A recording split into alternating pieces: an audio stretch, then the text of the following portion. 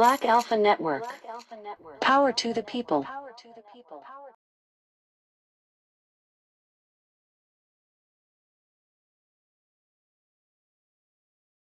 And what they are trying to tether into our agenda, which of course is reparations and an anti-hate crime bill, don't miss that either. That because today they're doing a big old thing with this, the State of the Union address tonight.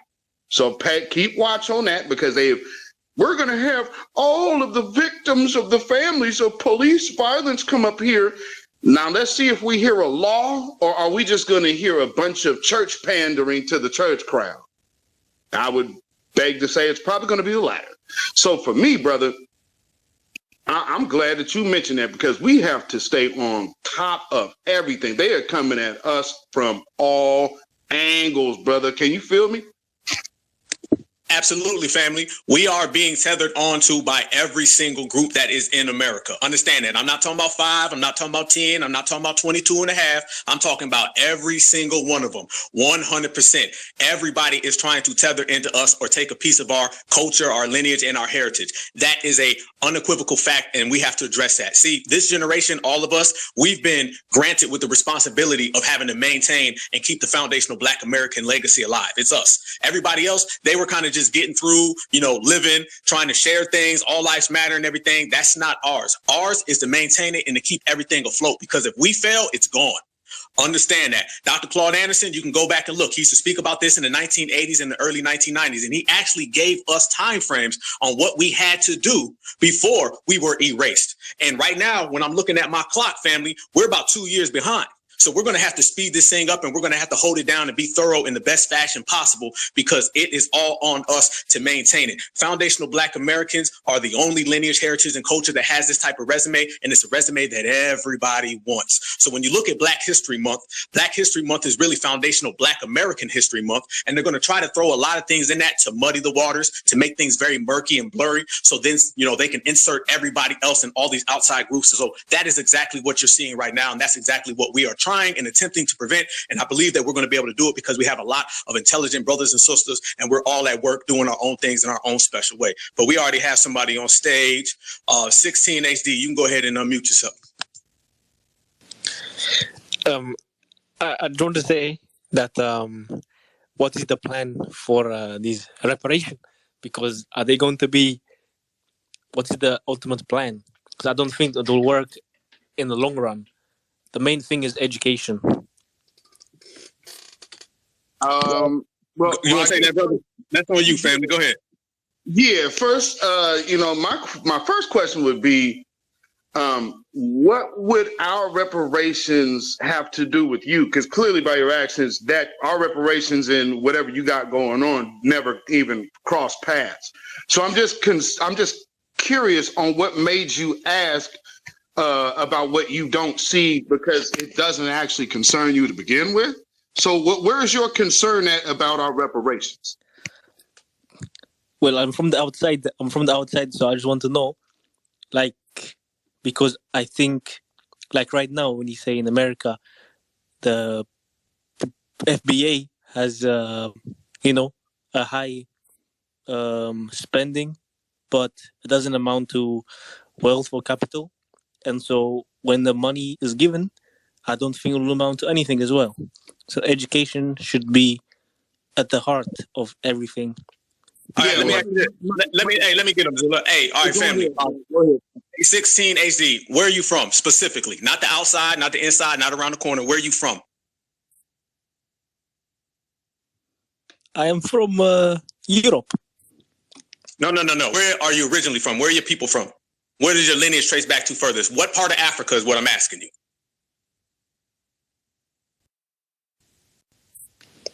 I am from, Africa, Africa. Okay, what part of Africa? Africa is a very big place. Be specific. I'm not going to ask you 3 times. What part of Africa is your family from? We know this game, okay? Foundational Black Americans, we know that. We done seen this all, so you ain't doing nothing new. Be specific and tell us where your lineage is from in Africa specifically. I want the country, not the continent. Okay, 2 countries, Tanzania and Nigeria. Okay, now, are you focused on getting reparations that is owed to your people in Africa? No. I don't want reparation. I'm just You don't. saying. So you don't want reparations, but you're concerned with our reparations. No, Well, I'm I not don't saying understand that. the logic. I'm saying it might be misguided because it will be given, but it will be spent on the wrong things. Okay, first off, we're not misguided. We're very, very, very on game. And as a matter of fact, you can learn a lot from listening to us because you seem, very unguided, undecided. Sounds like you don't know where you're from, don't know where your people are from. What part of Europe do you live in? Well, I study and work.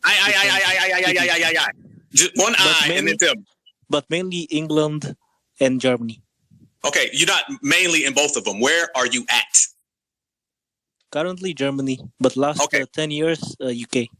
Okay, listen. Now you're saying we're misguided, but you don't even know where you're at right now. You literally gave me two countries that are completely apart. I'm in Stuttgart, Germany right now. Okay, you finally got to me. It took you a long time to figure that out now.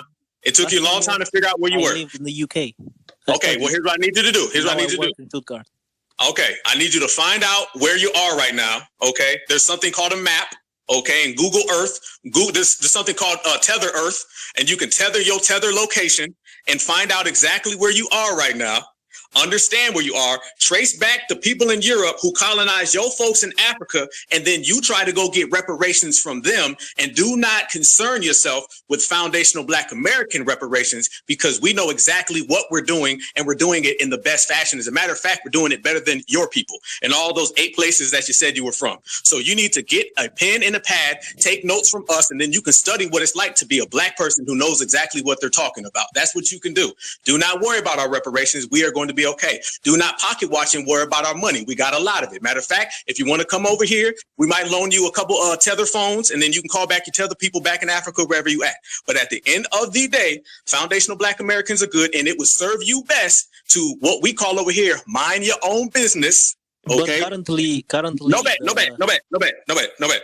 Currently, I'm talking.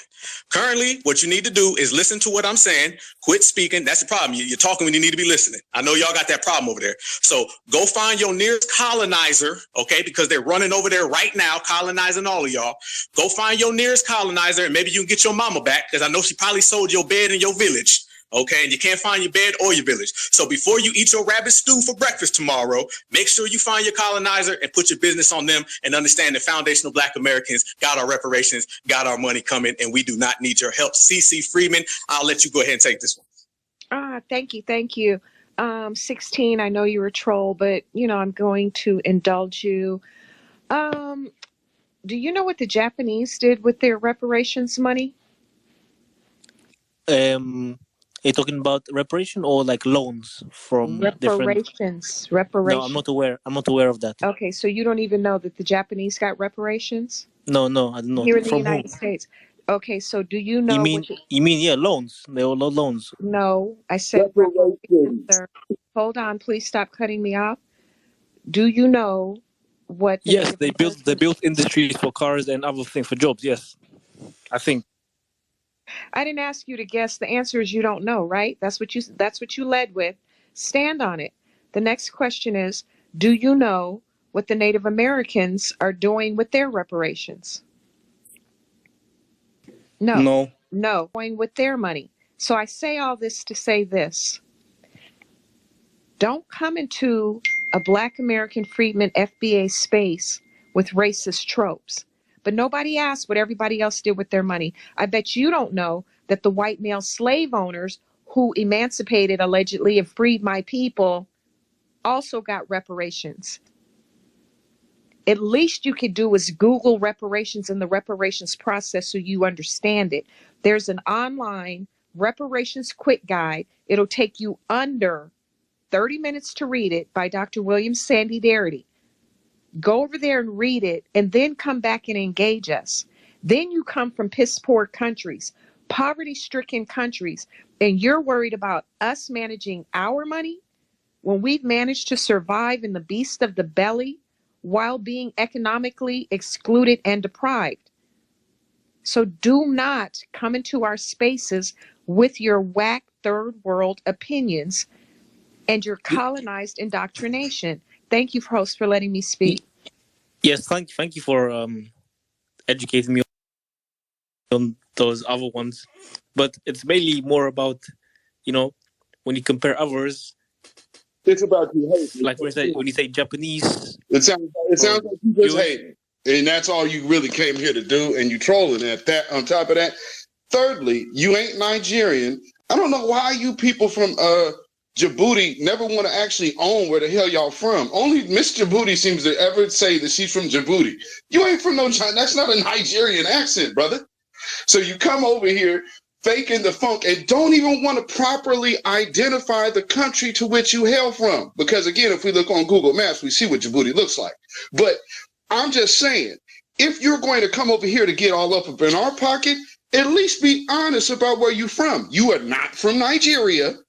That's not a Nigerian accent. That is coming from somewhere either around Eritrea or Somalia or Djibouti. You're from one of those places, and I would assume Djibouti because you would have been screaming. I literally said I am half Tanzanian, half Nigerian. Tanzanian half. How are you from Tanzania and Nigeria? You South Africa and Mid Africa at the same time? You can have two parents. You know that? You don't have that accent either. What are you talking about? You do not sound like a South African, and you most definitely don't sound like I said Tanzania. You don't sound like a Tanzanian. We've talked to, brother, when you talking to educated people, we know what we're saying, and now you're proving yourself to be a liar. But my main question is education should Well, be, it's not. number one. No, education ain't in it. And let me back up. First off, how we spend our reparations that's due to us because it is an owed debt is irrelevant to what you thinking, because your hand ain't in our pocket. We wouldn't be spending our money with you. Matter of fact, we'll be putting your ass on the bottom cast if you was in America, because that's what's changing globally with our reparations. Because see, again, we have American black people all around the world that are owed reparations. So where you're at over there in Europe, you could see a huge caste infusion from American black people getting their reparations and being able to change the financial ecosystem over there where you're at, which probably still wouldn't work out too well for you. So I do understand why you're so bothered by us getting reparations. But let me be clear. We will define to you what our reparations is going to be used for, not the other way around. CC Freeman, you got it. Hey, 16, let me ask you a question. If we were to get reparations in the form of education, let's say every Black American freedman was educated. How does that help us? And by educated, we'll say everybody got a college degree or a certificate in, or trade or whatever. Now let's take trade out. We're going to go with degrees. If all of us were able to get degrees because we're eligible for free education, how does that help us? Well, first of all, you would have every civilization is based on education and thirst for knowledge. And if we have all the education, we can easily create your own stuff. You can create your own industries, really? Be more employable, so and let make me smarter ask you decisions. this. So let me ask you this. And less gangs. So let me ask you this. You guys hear what he just said? Let me ask you this. If you're going to school but you're broke and you're getting a free education, you're still broke. So you're struggling. Hold on. Please keep your mic closed. You're struggling to go to school. You're struggling to feed your family. You're probably not going to make it through school. Now, we live in the United States and you don't understand systemic racism. Do you know how many Black Americans are actually highly educated? There's plenty of articles on how white high school dropout males are hired before Black Americans with degrees. There's nothing wrong with Black Americans and immigrants like you who band together to exclude us. We can have that's just a misconception. Sir, we can have all the degrees in the world and we're still in the same boat. They can give us land. What are we going to do with land with no money to develop the land? What are we going to do with educations when we have no money to circulate amongst ourselves? If you knew our history, you would know that we've had 200 and 300 towns, very prosperous, with train stations, airports, libraries, and white people burned them down. But you don't know that because you're not from our great lineage. And that's why you shouldn't be speaking on anything. Go read From Here to Equality and learn something, and then figure out if you educated Nigerians and Tanzanians, how would that help them? A bunch of poor people with no education? White people are not that highly educated. They're people who are great at destroying But that's unified. not you know They are people who are great at destroying unified societies like Black Americans. White people are not superior. They're not more well educated. They're not more intelligent. So I'm going to say this again. When you enter any space, I don't just mean a virtual space. You don't just come barging in with opinions. This is a scholarly topic.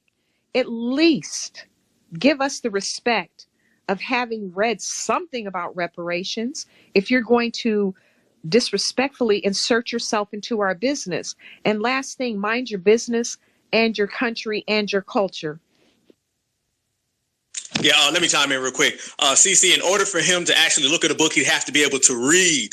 And we could tell that his comprehension skills aren't too bad because, you know, he just sat there and gave us like 30 different countries where he's from. And he gave us, 12 different goddamn continents. So he needs to work on that. Let me tell you this, though, 16. You said the main thing is to ask a question. That's where you're wrong. You're not here to ask questions. You're here to shut up and listen. And if you want to shut up and take notes, that'd be good as well, okay? Your job is to never question a foundational Black American about foundational Black American affairs. Your job is to never question a foundational Black American about foundational Black American business. And your job is to never talk back to a foundational Black American. That is what your job is to do. Now, I understand in Tether translation, you may not get that. So I'm going to make it very, very, very crystal clear for you. Go back to wherever you're from and go work on the education over there. Because when I look at the continent that your people are from, I see people still in shackles. I see people still enslaved and in chains. That's what's going on in Africa. When I look at the country that you fled to, because I've been to Europe, both the places that you named, I know that they hate y'all and want to get y'all asses out the country right now. Matter of fact, they want to get y'all out the country 10 fucking days ago.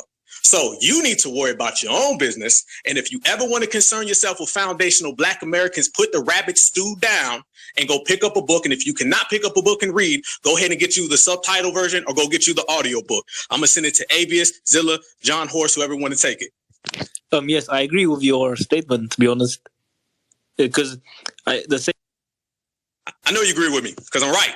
And we always right. Foundational Black Americans can't get nothing wrong. We undefeated. So yes, I wasn't talking to you. I was sending it to my foundational Black American brothers and sisters. As I told you, I just gave you the directions, Tether.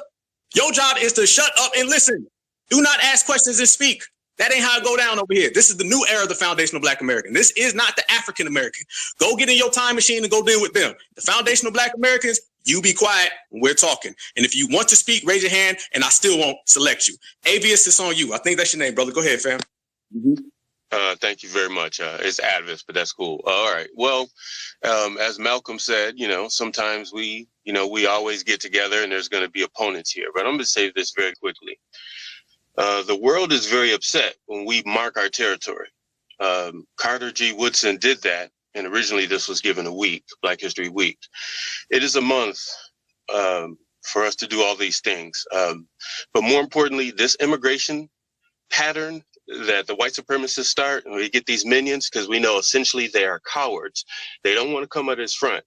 Now they're logging into our areas. So but see, my point is we've done this before. Mr. Tether specifically, you don't have a claim, you don't have a space. These people who've in here and allowed you to actually entertain, us with your babble are giving you more respect than I would at any point. This is really upsetting. If you don't believe us, Mr. Tether, go check out a book called The Color of Law, where you can see that white supremacy systematically built, with the exception of Harlem, New York, every single Black neighborhood has highways run right through it, taking away our businesses and all those other things. So on that, thank you very much for letting me speak. I'm out. Big facts. I'm glad you mentioned that about the highways too. And just to what CC Freeman also said about, we have white supremacy in this country and we have had I mean, this country is built on white supremacy. So they come over here where I don't understand an education. You mean their education? Because if you're going to talk about education, No, I mean scientific education. yeah, we understand that. And education, we have. You do understand that nothing in America was invented by white folks, right? I don't know, but maybe not. But I'm saying No. Be quiet. That's my point. You should not be talking. See, usually I wouldn't even allow you to speak because you should not be talking anyway. But my point is, since we're allowing you to speak, understand who you're talking to. And we are not no people that need your advice about anything because you didn't build up your homeland. So I could see if you were talking from your homeland with results, but your result is you fled. Why are you worried about our pocket? I agree, but I'm saying I just want to know what is the logistics of. Why?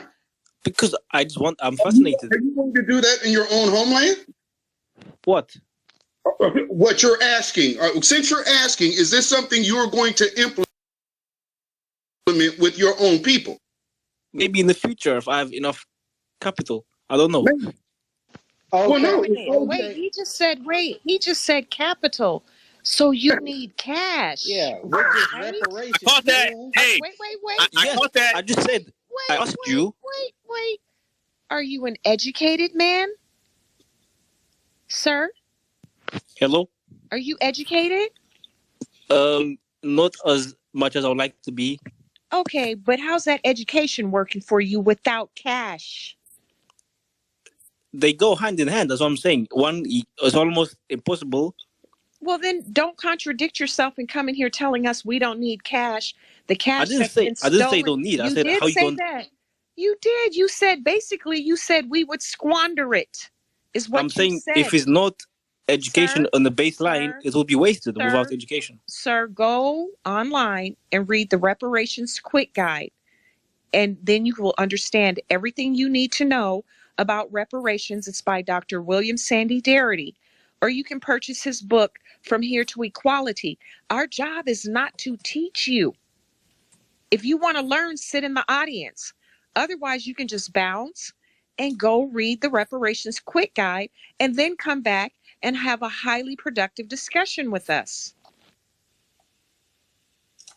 Okay, I'm reading it right now. Good. Now go ahead and get off the stage. And then go ahead and come back when you got some understanding about yourself. And also understand you come with us with respect. Because that's how we operate here.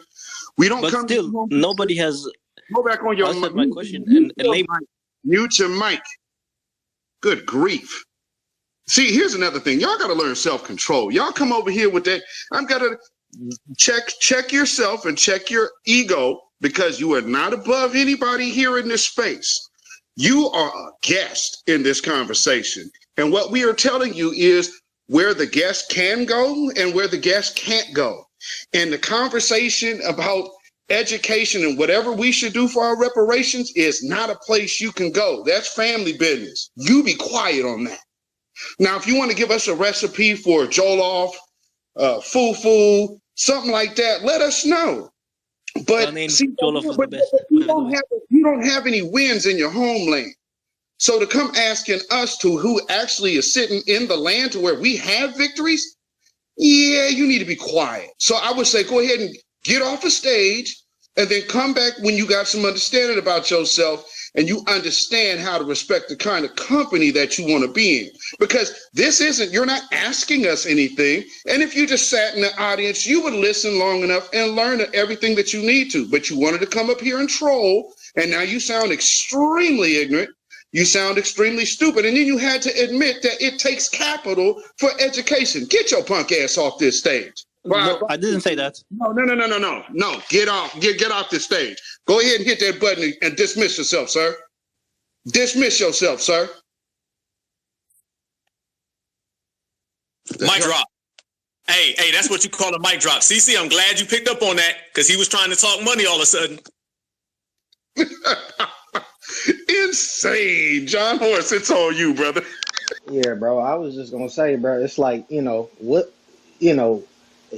what's the point of having an education and you ain't got an economy to back it? You know what I mean? And so that's essentially what reparations, what we're trying to do with reparations. You know what I'm saying? Everybody keeps talking about education, education, education, education, education.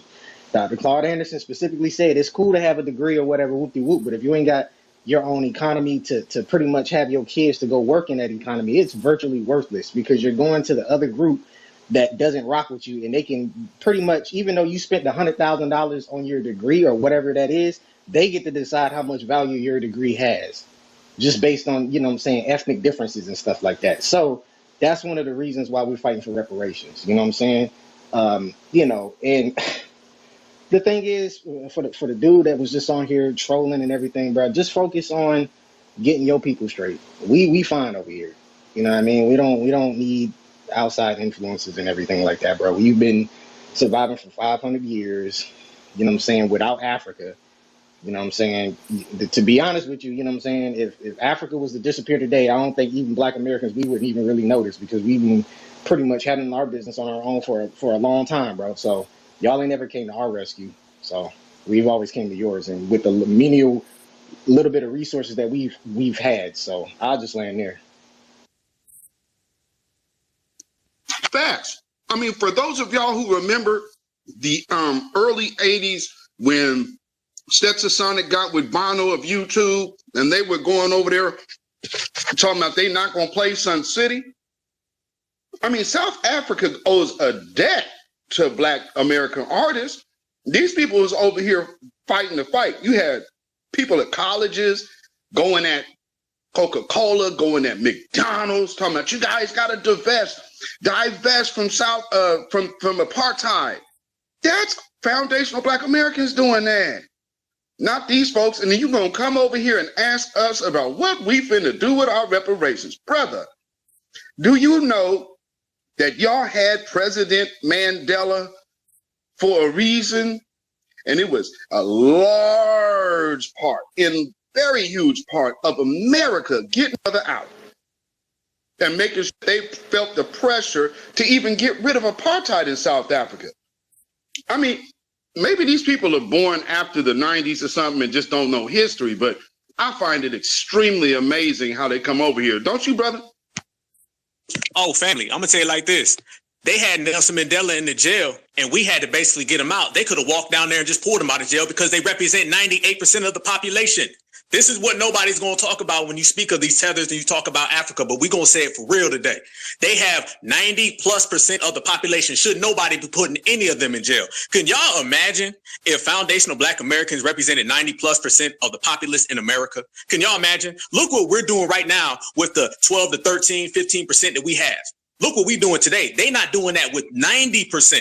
Okay, you could take foundational Black American population and quadruple it, and they still have more than us, but be over there getting served. So if I were them, I wouldn't worry about foundational Black Americans. I would get all my family members, walk right down the goddamn street, kick the door in, and pull them out of the jail. But they don't do that because they have the biggest slave mentality and the biggest colonized mind you can find. And to the point where they always speak of they don't know this and we not sure. It's funny how they don't know anything when you call them out, but they sure know how to troll us. They sure know how to say a kata. They sure know how to make these fucking TikTok videos, eating fucking watermelon and dancing for fucking chicken. They know all the things that are bad, all the things that are negative, all the things that come from slave mentality, but they don't know anything when it comes to being true and representing Blackness to the core, in which we've been doing. So yes, this is Foundational Black American History Month. Nobody else, nothing in between. Foundational Black Americans, we just have to understand, man, we have a lot to be proud of. We're survivors. You know what I'm saying? We survived our Holocaust. You know what I'm saying? We still going through it. We're fighters. I want everybody on here to understand that the concept of freedom itself comes from us here. It does not come from the ruling class of America. It comes from the slaves of America. It comes from us. People come to this nation because of freedom. We're the concept of freedom. We established that. Not the slave masters of America. We did that. So I just want everybody to understand that we have a lot to be proud of, you know what I'm saying, and just keep moving forward.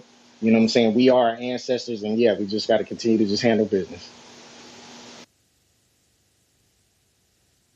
Right on. Agree, brother. Let's see. Sister Shalonda, you can go ahead and unmute yourself. Hello, can you hear me? Yes, indeed. Okay, peace, love, and reparations first. I'll say this that uninformed Tether, he should be ashamed of himself. But I'll say this: this is warfare. We are mobilized. We have one mind, and the goal is reparations. The goal is cash payments. And I don't know why they keep coming over here attempting to, gather intelligence, but just like so many of you all have said on this panel, just go sit down somewhere and read a book. You really should start off with the ISIS papers. Kick off with something like that, and then go from there. But that's what happens when certain people, just like that has been stated, they don't know how to mind their own business. They have a colonized mind, and it's a shame because this individual was talking about education, but then when certain ones asked him about, hey, do you know this? Do you know that? Or our sister Cece, she asked him, are you a educated man? Well, I'm not as educated. Well, then what are you up here for? And that, and I just come from a place that this is warfare. We are mobilized. If you don't want to cheer from the sidelines, then just leave us alone. Because this FBA train is just going to steamroll right on over you. Don't get in the way. Don't interfere. This is warfare. If you don't want to be counted as an enemy, which really you pretty much are, you cause a disruption, then don't get in the way. And for somebody to tell us how to spend our money, Ukraine has been getting millions of dollars. You see what I'm saying? There's been no study. There's been no, passing anything through the Senate, the Congress. Nah. I mean, Joe Biden has just been sending money over there. We ain't even going to get into the national debt and all that, but nobody want to hear this. No, y'all need to just cut the check, and we're going to spend it how we see fit. That's all. Period. In the discussion, going back over there to, wherever you're from, Nigeria or South, Africa or however, whatever place he said. I mean, he couldn't even get that straight. But going back over there and build that up. And then once you've done that, then you might can come back and, we might can have a conversation, once you educate yourself. And I'm going to land my plane on this. Black America is rising. So get used to it. Real talk. Thank you, Sister Shalonda. Appreciate that. Black Alpha, did you want to chime on before we continue? Always do, family. Always do. I like how sister just said it right there. We done put the whole world on notice. The whole world's on notice. Understand, this ain't the old days. This ain't the old era. This is a whole new era. This is a whole new breed. We done took grip of our lineage, heritage, and culture, and the world's just gonna have to understand. They can pocket watch all they want. They can hate all they want. They can try to run interference. They can send every single troll from every single goddamn village, whatever tent, TP they sleeping in, on their tether phones with a fucked up reception. It is not going to stop foundational Black Americans from getting to the money. It is not going to stop foundational Black American freedmen from getting to the paper, no matter what, no matter how. So I want to keep this thing moving, and we can get to the hands. I see Sister Sean's in here, and I heard you the other night giving that Luke guy to work, sister. So I got to go ahead and let you speak on that, because he is another non-FBA tether, and you see that he done popped out the woodwork. So how you feel about that, sister? And go ahead and elaborate. Peace, power, and reparations. I'm glad you said that. That's the first thing that I was going to get into, that I did participate and got into those spaces. And I think at first I was kind of aggravated, a bit aggravated by it. Like I'm just not trying to deal with it. But what I really come to realize, it's really important for us to come in and check them. See, because if we don't go in, they go unchecked and they just get all out of order. Now, my first thing with Uncle Luke, here's the first thing that we need to realize.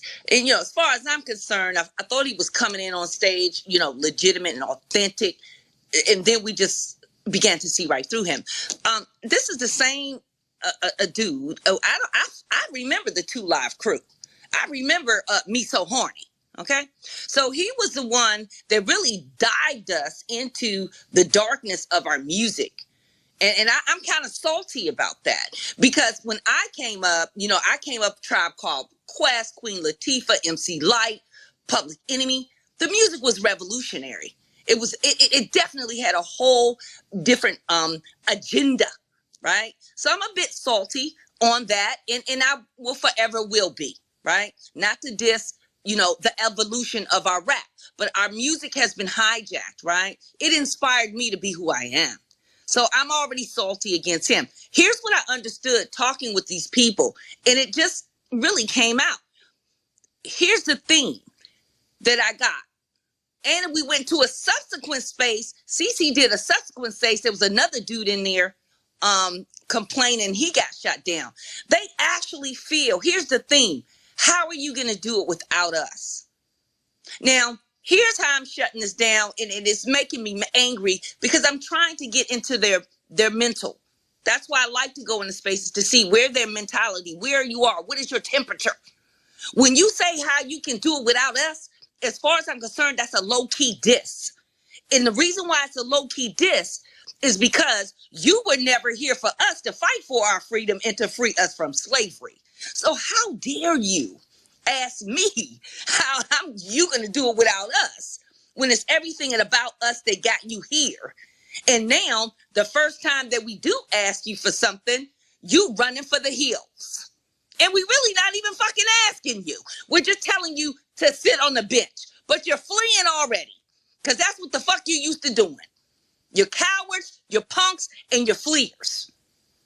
So that's how I handle their asses. And I stop them dead on their tracks, and they get a little bit humbled, right? So let's just go on what we need to be doing outside of the tethers. I thought I was past the tethers, but we're going to have to deal with them. We're going to. Because if not, they're going to get out of control. Here's what we need to be doing. We need to be going up against the sanctuary city status in our cities. You can go to the Board of Elections. You can do a special referendum, even if it isn't a voting cycle, meaning the date that everybody has to vote. You can do what you call a special referendum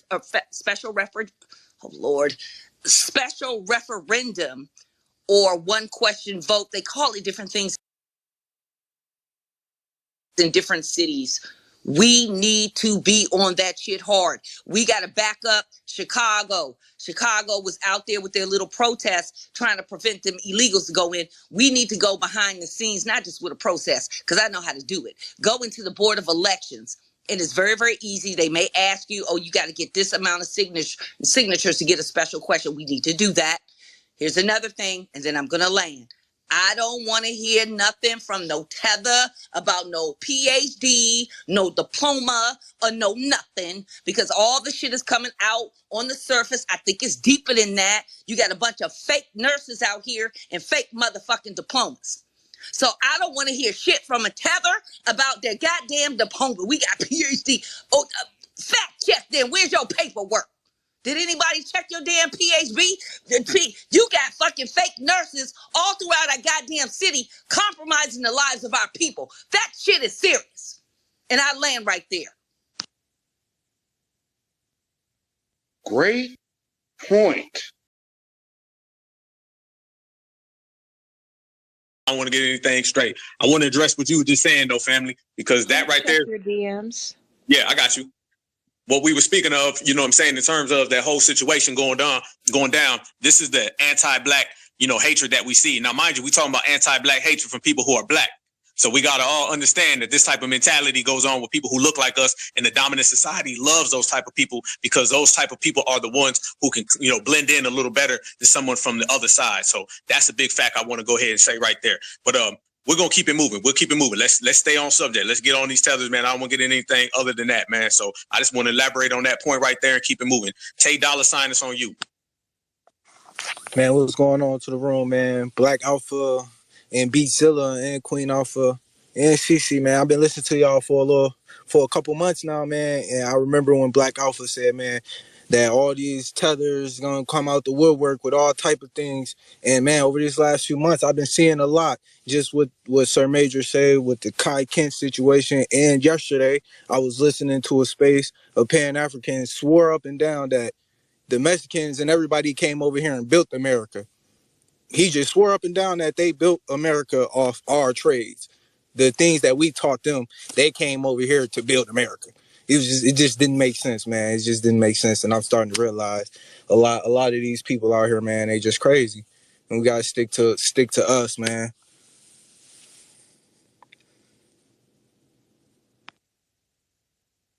All the way live, family. Hey, I gotta go ahead and give credit to Dr. Claude Anderson, man. I got that from him. He said it, man. He said when we start getting reparations, people gonna pop out the woodwork. Pop out the woodwork. He said that when I was a little kid. Now I'm grown, and you see people popping on out the woodwork. I'm gonna send it to Sister Sean and then Loke. Peace, power, and reparations. I'm gonna be quick. I forgot one thing to tell the family. Let's not forget. I just recently found out that they're going to be approving Ukrainians for Social Security. Trust me, that's just going to be step one. The Afghans are going to be coming next, and possibly the immigrants, probably framed under something else. But you have to sit and deeply think. How are you going to bring people who can't speak English into an entire country? How are they going to live? Where they're going to sleep? Where they're going to eat? We're already seeing that up in New York and Chicago. So here's my counteraction plan for our people. We need to start applying for those benefits. So here's what you got to think about. They're telling us Social Security will be broke, but yet they're giving it to the Ukrainians, but we're the ones paying into it. Think about that. Let that register. I'm sitting up here. I worked 2 years. I still can't collect no Social Security. And I also served in the military. Tell you a little bit about Sister Sean. And I worked for the federal government 32 years and military. I still can't get a Social Security check. They telling me I got to wait till I'm age 62. The hell with that. You're giving it to the Ukrainians, and they probably sneak giving it to the Afghans. So now guess what I'm about to do? I'm about to apply early, right? Because the only money I'm living off is the money that I fucking earned. But they're living off of my money, which should be our reparations, right? All them tax dollars I paid for 32 goddamn years. I ain't seeing it come to my people. So I want all of us go, even if we may need to do a little pool and get some disability Social Security attorneys. But I forgot to add that piece. Flood them. File for Social Security. And these little jobs that they're undermining us again, we already know that they ain't going to hire us. But this is how you got to get them. You got to get them on paper. Apply for the fucking job, even though you know you ain't going to get it. Because in that way, you can establish a pattern. That's how you win. That's how you fight, right? So just what I was talking about, yeah, we can fight on the streets, but I ain't trying to fight in the streets. I'm trying to take my ass down to the Board of Elections and get that special question in to reverse the sanctuary city status. I'm trying to fight when there's a job, when you know they hijacking us, and I want 15, 20 black people to apply for that same position. That way we can put them on record that they're discriminated, and then we'll take their ass to the EEOC. I want to flood Social Security. You want to give Social Security for fucking Ukrainians and freaking Afghans? They probably doing it on a sneak tip. I can't say it. I have to say allegedly, but I know they're doing it, right? And here's what I know, a fact. Our people, we don't. Our grandmamas and grandpapas, do you know they didn't even live long enough to collect? Half the time they dying before age 62. And it's happening right now. We're dying left and right. But them same people who are dying before age 62 worked in a system for 30 years just like me. So they're not even getting the fruits of their labor. And somebody can come over here and get all the money that our great-grandmothers died and never got a chance to collect. Or if they do get a damn check at 62, They only get it for 1 or 2 years because they dead by 65. Any tether to come in here and talk about that PhD, I want to see the motherfucking paperwork. Check them. Check them just like we check the lineage. Because we not playing those games. Because I also got a lot of feedback. There's a lot of people who's going to the doctor and like, damn, we getting these damn tethers in the doctors and they treating us like shit. This shit is we're sitting up here. These people are being very, very strategic. When meanwhile, we got some problems within our community and in our families. They're telling us to go to Jesus and fucking forgive, and it's okay and accept everybody. No. And I land right there. Facts all the way across the board. Hey, I'm gonna tell everybody like this: when you start speaking of reparations and you start talking about what's owed to us, like our sister just said, half our ancestors, most of them, 90% of them, never lived to see it. Never lived to see it. And I'm not just talking about way, way back in the day. I'm talking about present. A lot of our grandparents right now in this space did not get to see any fruits of their labor. And mind you, we have been the ones putting in all the labor. Don't let them tell you that these other people come over here and they work so hard and they pull themselves up by the bootstraps. Bullshit. We're the ones doing the real work and we're the ones not getting benefited. And what their problem is that we're the first era that says, no, we're going to get compensated for what we do. As a matter of fact, you're going to compensate us for what our ancestors have done. Matter of fact, you're going to compensate the whole goddamn lineage because I see that you're compensating people who aren't even American all across the country, from the East Coast to the West Coast, down south, up north. So now the games is changing. The games are changing and we ain't playing along with it. We're going to go ahead and make things operate in our fashion. We're going to make things operate the way we choose because we are the ones who built this country and this country's coming back to its rightful owner.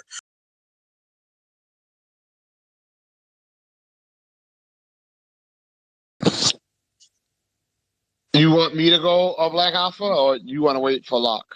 No, it's all on you, brother. Oh, okay. Everything Sister Sean said. That topic is too infuriating for me to address right now. I can't talk about it, and that's why I'm doing something about it.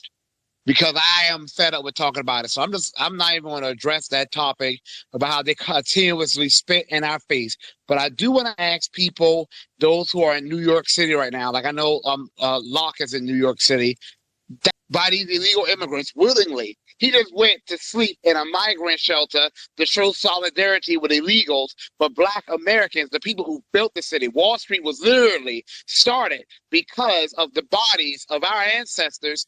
We are the majority of the homeless in that city, the majority and the most likely to be evicted from our homes in that city. When has that bastard shown any solidarity with us? I'm going to ignore that topic. I'm going to go speak to the topic at hand. Black History Month is FBA history, not immigrant history. I spoke about it yesterday and I can't get enough of it. You're damn right. Damn right. Carnegie Woodson was trying to start Black History Month for Black Americans, okay? People who are of his lineage, people who were primarily descendants of American slaves. That is for whom Black History Month was to commemorate. There were hardly no Black immigrants in the nation at that time, and there will not be any in the nation for another 4 to 5 decades. That was not for them. I mentioned in a space yesterday, Jamaica is a majority Black country. Haiti is a majority Black country. Cuba is a majority Black country. Dominican Republic, even though if you tell the Cools that, they will have a connection. Brazil, Colombia, Nigeria, Ghana. If they want to do Black History Month in those nations, there is no one stopping them. They are the majority in those nations. We have to fight for everything. We have to fight just to live. We have to fight to get a month, which really our history can take up centuries, okay? But I love Black History Month. Y'all know I love highlighting my different Black inventors every single day of February to let people know that not only did we build this, that you're using, we invented that. We built this, we invented that. So everywhere you go, there or here, it's all about us, Black Americans.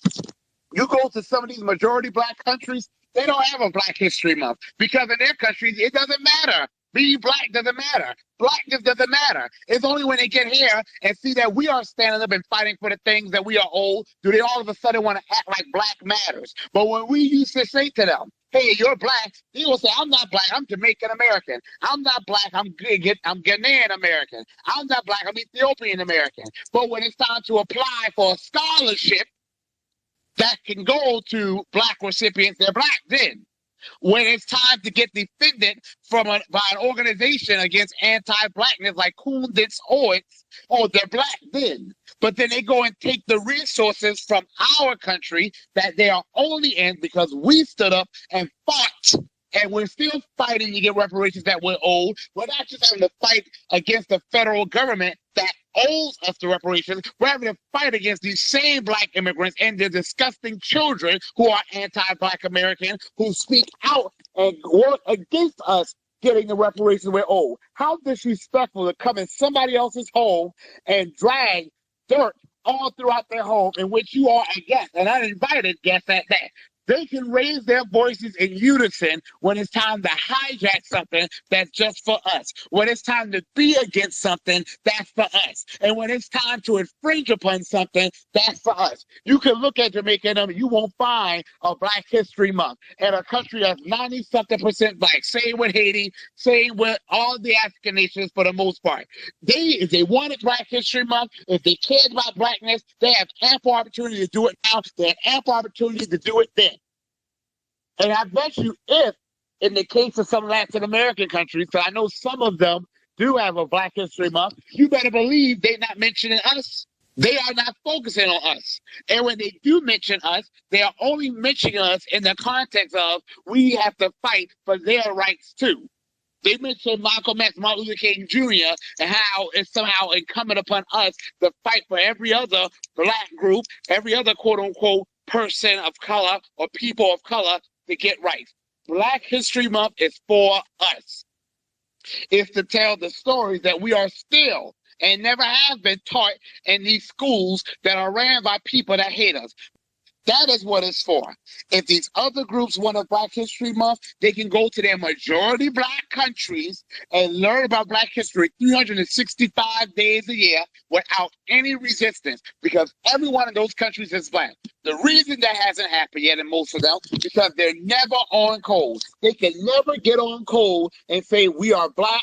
This is our country. We are old. Let's stop fighting over crumbs. Let's stop backstabbing each other. Let's stop being tribalistic. Let's put blackness first. Let's get together. Let's demand reparations from France, from Spain, from England, from the Netherlands, from Portugal. No, the only time they can get together is when it's time to fight against Black Americans, the only group that has fought for them and for whom they've never returned the favor. And they're still fighting against us, which is why I make no apologies when I go in on the Tethers, and never will. Black History Month is for Black Americans, FBA only. Deal with it. 100% facts. Hey, I tell people this all the time. They keep talking about American history is Jamaican history and Black American history is Haitian history. How come they just don't go do this in their own homeland? You can make all this happen right now where you at. You ain't got to come over here and turn it into foundational Black America / Haiti / Africa / Jamaica. You can do all these things right here in your homeland. So family, what we got to understand is they don't only tether to our policies. Now you see them trying to tether to our holidays. They're trying to tether to our individuals. Y'all know every year they got some new person saying that Martin Luther King ain't FBA, Malcolm X ain't FBA. I seen somebody say Huey Newton wasn't FBA. So they try to tether to individuals, they try to tether to holidays, and they also try to tether to anything that foundational Black Americans have created because they know they cannot create it on their own. They have the fleer's disease. And when you're dealing with somebody who flees, this is exactly what you get. Yes, indeed. But before we move on, I see Robbie on stage. Rebel Yale, nice to have you back, my brother. Yes, indeed. Yes, indeed. Don't know what Twitter was doing. I had an update right in the middle of the space, so had to come back under my other account, family. So yes, indeed, we are here. We are here. But I did kind of miss like the last 5 to 10 minutes of the space. But yeah, just want to let everybody know I'm back. All right, we'll keep it pushing. We'll keep it pushing all the way across the board. I want to go ahead and ask you a question, though, Brother Rebel, while I got you back on stage, family. In terms of, we talked about this earlier, family. What's the main thing you see when you see these tethers pop up, family? I know we talk about it, but what are one of the main tactics that you see they try to use on us so they can deceive us and run interference? We see it a lot of times, and a lot of folks deal with it because I am of the course that we do have to check these people. Don't let them waste your time, but see, they're only wasting your time is when you ain't checking them. If you sitting there trying to have some type of like intellectual, educational debate with somebody who's just trolling, bullshit, G-check them. Like that troll who came up here earlier. Y'all heard what I told him. I said his job is not to ask us questions. His job is to shut the fuck up and listen. And if he doesn't want to shut the fuck up and listen, then he can shut the fuck up and drop down.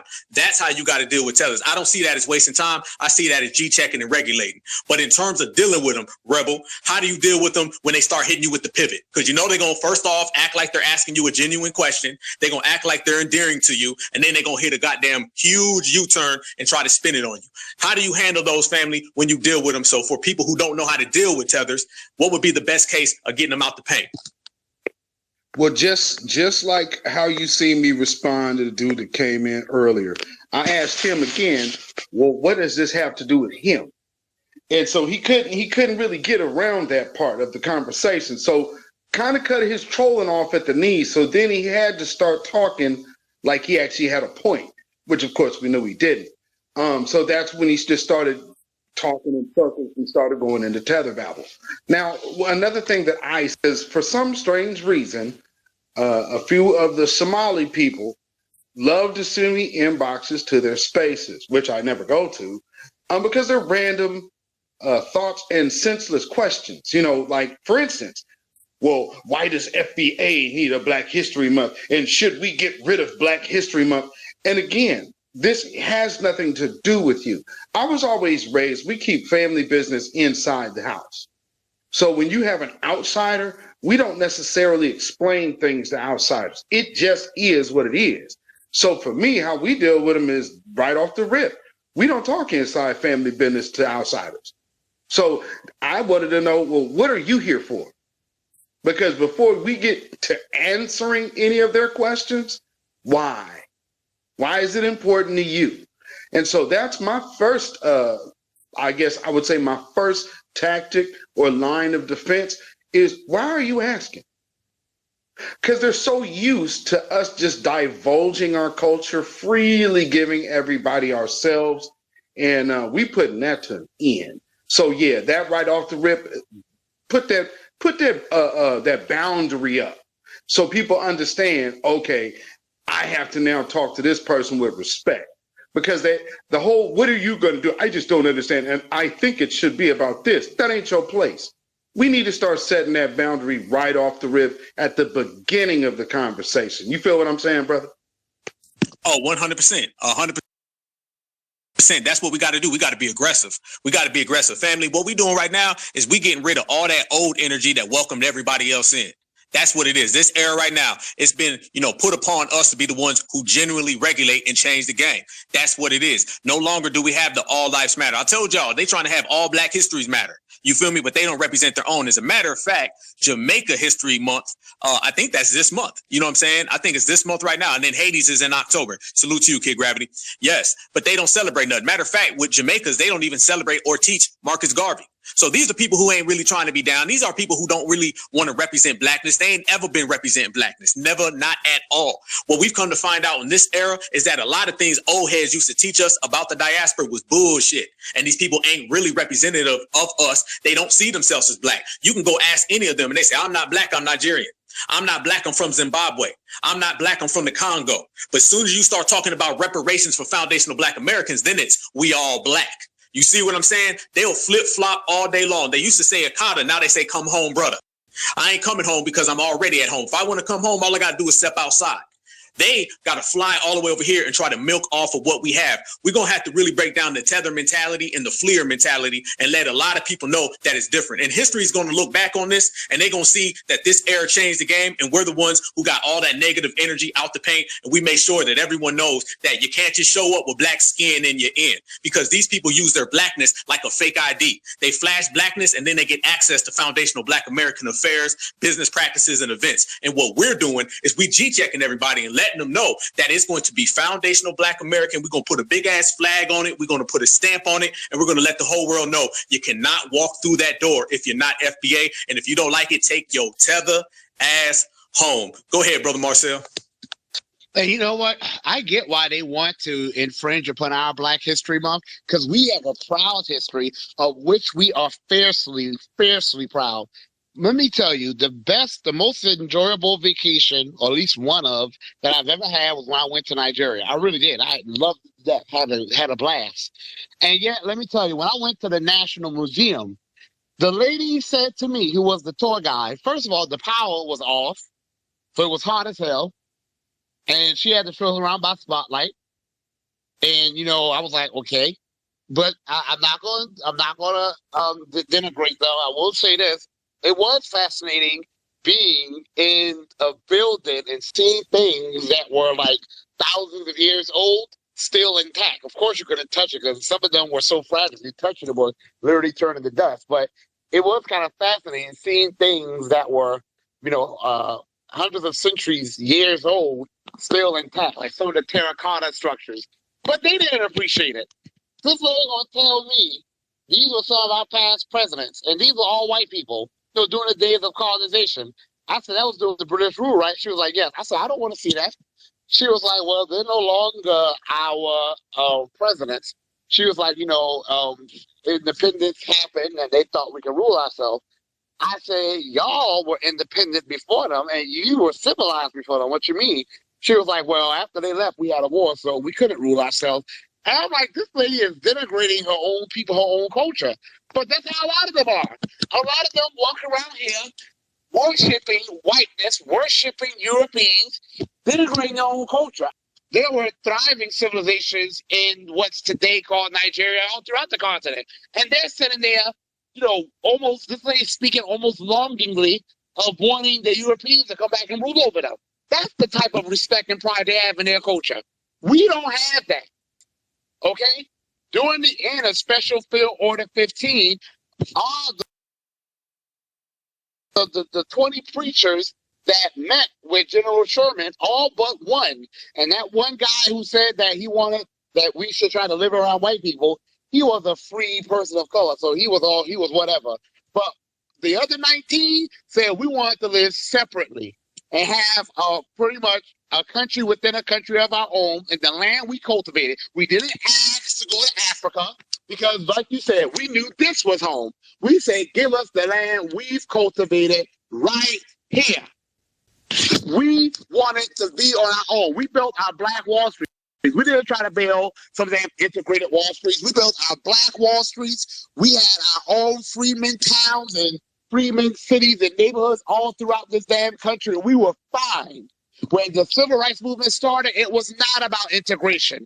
It was about equality and equity. And that's just not from the history books, if you look it up. That's what my great-grandmother, who lived to be 101, had all her senses up until like 3 months before she died. All her senses, all her faculties, was able to get around, cook, and do everything on her own. Right before she died at age 101. She lived through all of that. And she told me out her own mouth. She said, what would she have looked like wanting her kids to live around the people that had terrorized her people? The people who were partially one of the reasons why she wanted to leave. She left Beaufort, South Carolina, even though she eventually came back. We have a pride in our history. Look at just some of the vendors I've highlighted. Dr. Gladys West, who is still alive, by the way, a Black queen, a goddess, elder of ours, who helped to who did the math and the calculations behind the GPS. I mean, I think our generation, I don't think we were ever going anywhere without having a GPS. Who knew a Black woman did the math and the calculations behind that? Marianne Croak, the Black woman who pretty much revolutionized voice over internet protocol that we're using right now to speak with each other. Granville Woods, who they called the Black Thomas Edison, not because he's some protege of Thomas Edison, but because Thomas Edison tried to steal one of his inventions and he beat Thomas Edison in court. And then Thomas Edison said, I want you to work for me. And Granville Woods said, hell no. He was like, I'm fine by myself. He invented the one of the first uses of wireless communication in the world, the multiplex telegraph. that allow moving trains to communicate with each other. So now the conductors of different trains could speak with each other, and it made traveling far safer, and it also pioneered communication. He didn't invent the telephone, he didn't invent the telegraph, but he is the first person in the history of the world to invent a device that brought the telephone and the telegraph together. Guess who bought it and took credit for it? Alexander Graham Bell. And Alexander Graham Bell didn't buy it from him. In secret. He gave him credit, like he bought it from him up front. But I'm saying, I haven't done one of my favorite inventors yet, Lewis Latimer, who helped to bring electricity to our homes, who helped to bring the telephone to our homes. He did the mechanical design of the telephone. Marie Van Brittan Brown invented the world's first home security system. In the 1960s, her home security system had video and audio. You can see who was at your door. You can speak with them. You can use a button to open your door and use a button to call the police. And guess why she was never able to pioneer her invention? Not just because she was black, but because the technology companies at that time told her, they said, look, this is ahead of its time. That's literally what she was told, her husband. They was like, this device you created is amazing, but it's ahead of its time. And today, people acknowledge that this black woman, and her husband helped her, but she is cited as the main inventor. This black woman, her husband was an electrical technician, so obviously he helped with design.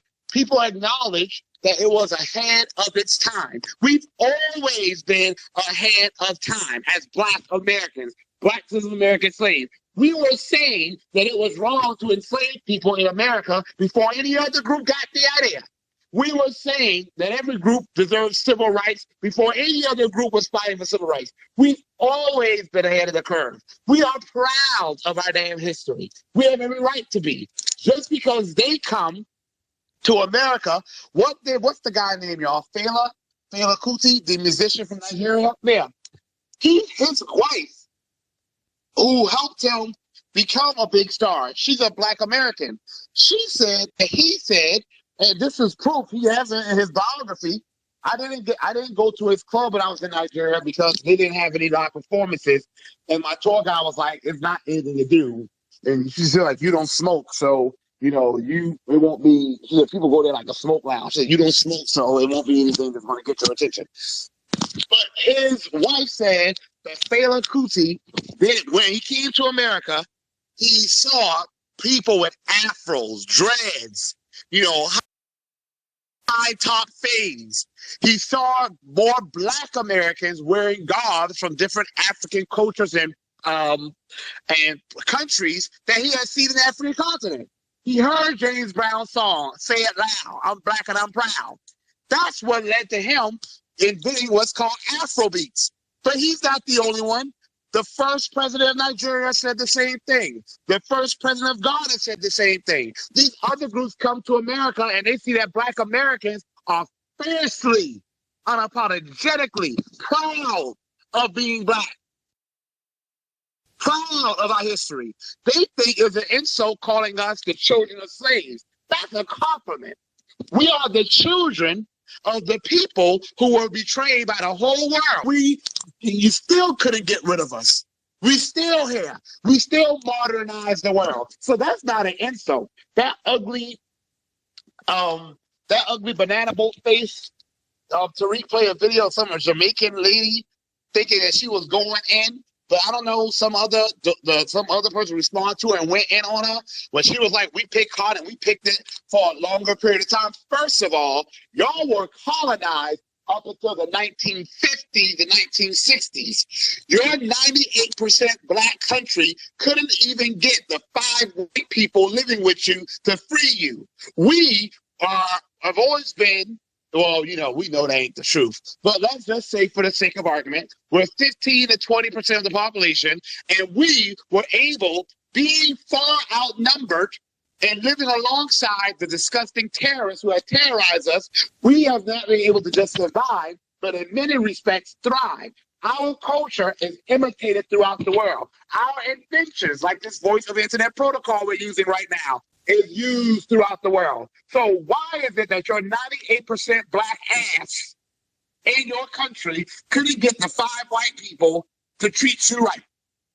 We are proud. We're built differently. This month is for us. And you know, I actually wish some of them would come up here to try to argue against it, but they won't do it because there's no argument against it. And I land. Havana, you can go ahead and unmute yourself.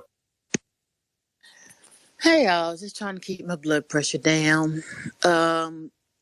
It's him bringing up the thing about the loans is something that we have been discussing for a long time, because there's always been this thing is, how do you get a loan without a credit score? And how do you have a credit score if you just got here?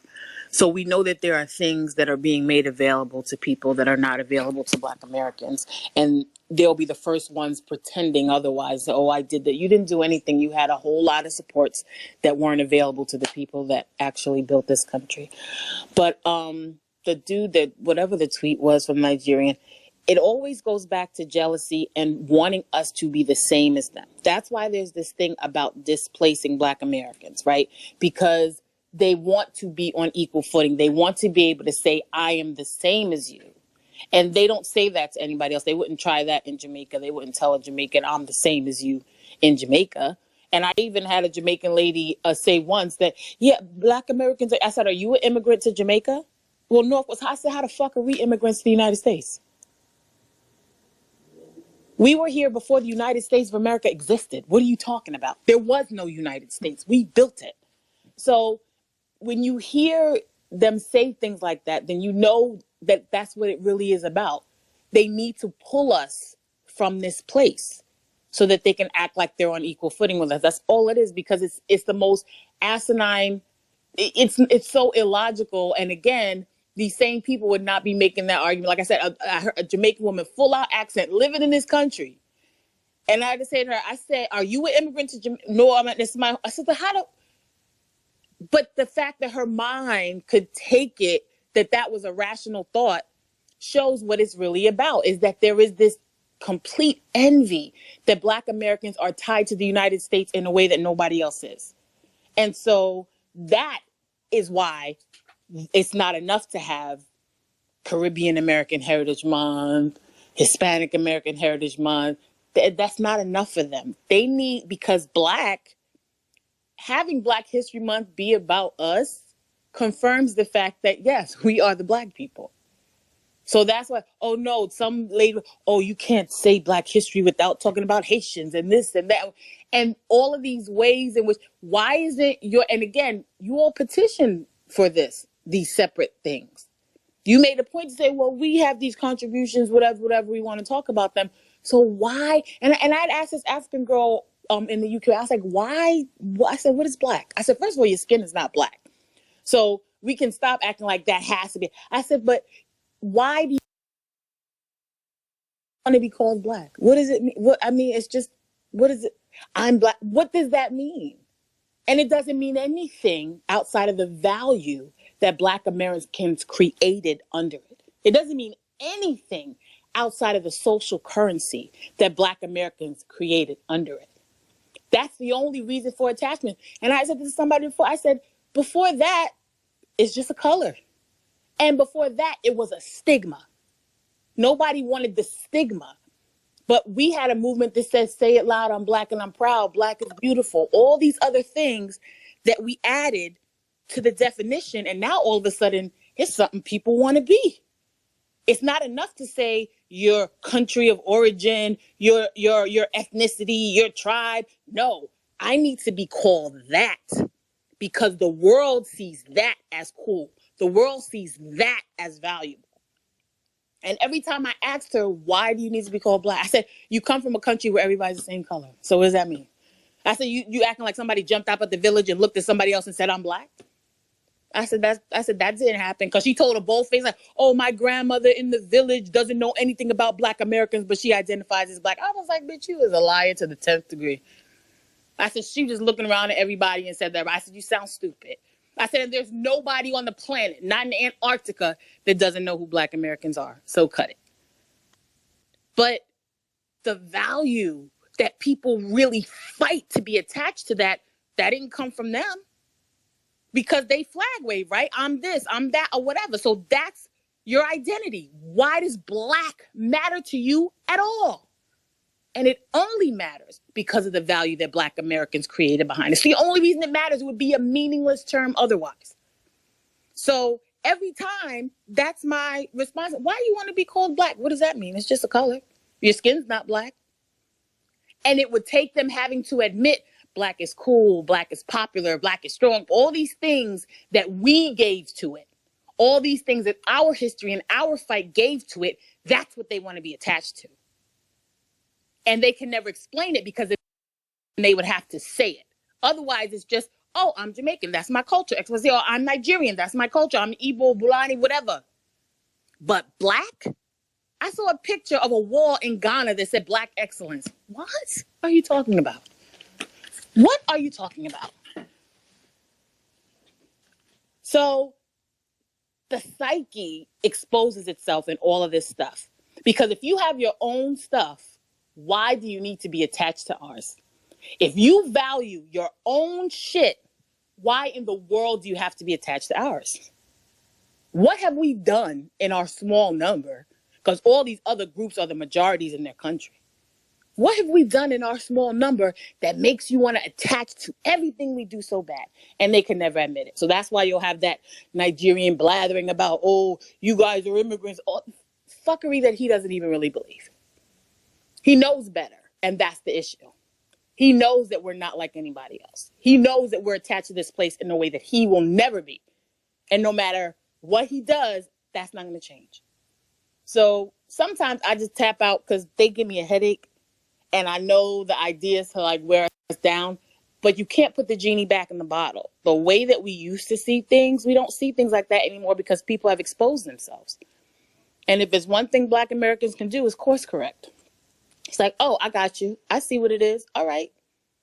This is how we're going forward now. And I told somebody before, when that Michael B. Jordan shit popped off a few years back, and the whole West Indian, Voltron to tell Black Americans it's not your culture, not just the Trinis, everybody. It's not, he don't have no right. When that shit happened, a Haitian girl on Instagram, and I screenshot it, and I told somebody before, she was in this conversation, and she said, y'all going to be sad when Black Americans start gatekeeping. She said, y'all going to be sad. And then it was a further conversation where she was just like, their schools, their scholarships, their everything that we've been allowed to have access to and never had to think twice that we weren't allowed to have it. But in the thing I screenshot, she said, when Black Americans start gatekeeping, y'all going to be sad. And here we are. Real talk, Savannah.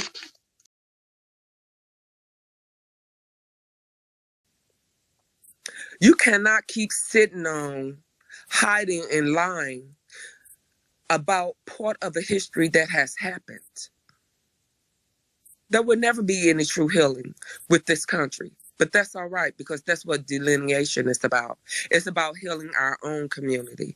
It's about healing our own lineage. We don't have time to worry about what someone else gets or not, because most of those people don't get each other. So therefore, we don't care if they no longer get us, because it's not about them. It's about us. I'm not saying that you don't need allies. I'm not saying that you don't do business. But we must be our own allies. We must have our own backs. And we must gather together and be strong and keep fortifying ourselves with that right knowledge, with that airtight knowing that we know what we're doing is for our people, our children, our lineage, and our future. Because everybody is trying to do the eraser effect on us. We've been through it before. When they literally had some of our ancestors in chains and beat them and cut out their tongues and cut their feet off and everything else for any signs of showing any rebellions. But yet we still rised. And yet we still had our brother Nat Turner. We still had our Sister Harriet Tubman. We still had our Sojourner Truths, our Malcolm X's, our Martin Luther Kings, our Elijah Muhammad's. We still had our Mega Eggers and Thurgood Marshalls and our Johnny Cochran's and our Black Alphas, our Queen Alpha, our brother Beat Silla, our brother Afro Elite, even our allies and truly brother you adopted into the lineage. Kid Gravity, you know, our brother Terrain, our three brothers on the main line, which we know and they love, and like they said, they need 100 Jason Blacks, Tariq Nasheeds. You know what I'm saying? Professor Black Truths. We carry them also as our lineage because they are our elder teachers on the front line. So we'll always hold that line and toe that line and have that respect. And we have to keep going. And we have to support our Marcells. We have to support our sister Shans. We have to support our sisters Nikki the God, our sister Juicy. We have to support our sister Eve. We have to support sister Marion, me. We have to support our sister Cece, our sister Miss Giselle, our sister Miss T. We have to support these brothers and sisters who are out here in this movement and doing what it do. What's up, Brother Will? Jeff Will, our brother Eastsider. I mean, I could just do a roll call throughout the room. Brother Dunn. I mean, come on. We need to get that. Get that, because we love each other and we have our backs. And we have to keep on having our backs. And when you taxing us and you think it's going to be constant taxes like the Romans, that's why the people rose up and whooped their asses. You're going to keep doing taxation without representation because we're coming to get our check. So cut that. And I'll bow. Thank you, Sister Miriam, as always, sister. Always a fire take, as we say, our honorary fourth host, co-host, Miss Sister Miriam, coming with that fire. Black Alpha, did you want to chime in before we get to this next hand, brother? All I'm going to say is you see these emojis lighting up this screen? That means you spit some hot fire. Yes, indeed. Let's keep it going. Let's keep it trucking the FBA way all day. All right. Brother Andre, go ahead and unmute yourself. Yes, thank you. Peace and Black power to the family.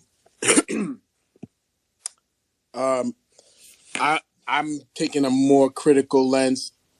The sister broke it down about how great and resilient we are. And that feminine love and care, nurturing energy is what we need because we are down bad in a lot of ways. I am coming at it from a different perspective because I've studied economics and, you know, I studied the West, the white European culture and all of their science and all of their history and all of their systems. And I'm here to say that Black people, as great as we are, we have to get our shit together in a big way. We are not anywhere near where we're supposed to be, where we need to be, where any of the people, any of our ancestors, what they fought for, they didn't fight for us to be in this condition. You know, if you want to take it to the ancestors, I'm looking at the here and now, what they call the material conditions, right? This is a big, important concept that we need to learn about how important the material conditions are for us to do what we need to do. You know, they say to somebody who got a hammer, everything looks like a nail. That is a perfect, concise way to understand that concept of material conditions.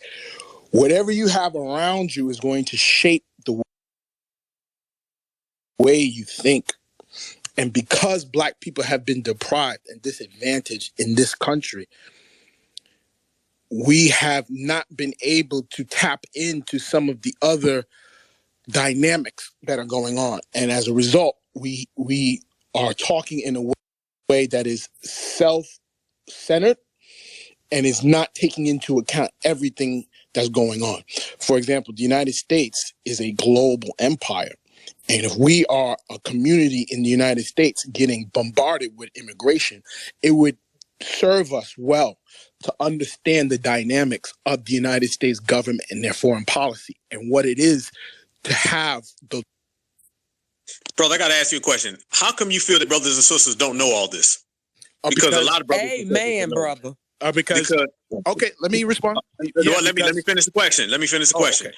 You come here saying what we need to do, and our ancestors didn't fight for any of this. Actually, I don't know about your ancestors because I don't know where you're from, but my ancestors fought exactly for us to be in here, permeating and radiating this strong foundational Black American energy with a hell of a lot of intellect. And what we've been through and where we are, we would have been losers a long time ago. We would have been out the pain. So the very fact that we're still here, the rose that grew from concrete, shows you that we're excellent, we're on game, we're on point, and we're as codified as ever. So the doom and gloom and what we needs to do, let me tell you, family, newsflash, this ain't the what we needs to do generation. This is the what we're doing generation. And it's happening in real time and we're getting real results. So we're not going to drive down that avenue of despair of we're broken. No, we're absolutely fine. We're doing what we need to do at the right time. And I got the right brothers and sisters with me. And the very fact that you follow our sister Miriam, who's putting out that real certified energy with this doom and gloom, is completely lopsided. Completely. So brother, I got to ask you, why do you assume that we don't know this and you know something that we don't know?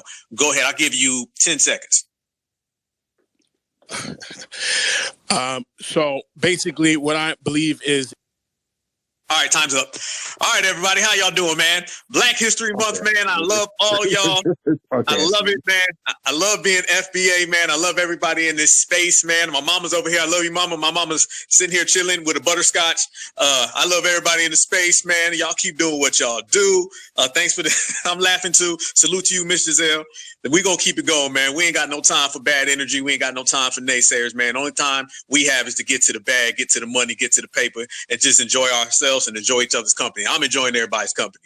So we're not going to have none of that up in this space at all. And by the way, while we all here, y'all make sure y'all subscribe to the Black Alpha Network on YouTube. I'm going live at 8 and we're going to keep this thing smoking. If y'all think we were dropping game now, wait until later because it's going to be a lot more uncut and raw, but it's going to be the FBA way. And all we do is have good energy. Sister Miriam, I got to send it back to you because you put it up and you gave us that good energy and we're going to cancel out old boy with that bad energy. Go ahead, sister. Give us that good love. Real quick, let me chime. I want to say something real quick. That dude, I had to give him that one more chance, and he literally came in with the exact same spill. And it doesn't even apply to this conversation. What we need to do is we need to understand how the foreign affairs.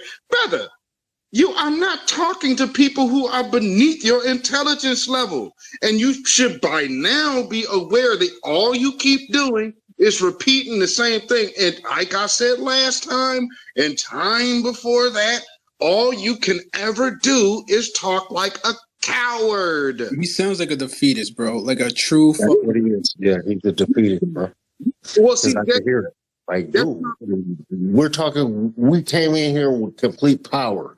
And this dude tried to deflate the energy. Well, see, we didn't deflate no energy here. Now we finna turn up more. Yeah, turn up more. I hope somebody get on his burner account because I know you got one. Go get on your burner account and tell we turning up more now.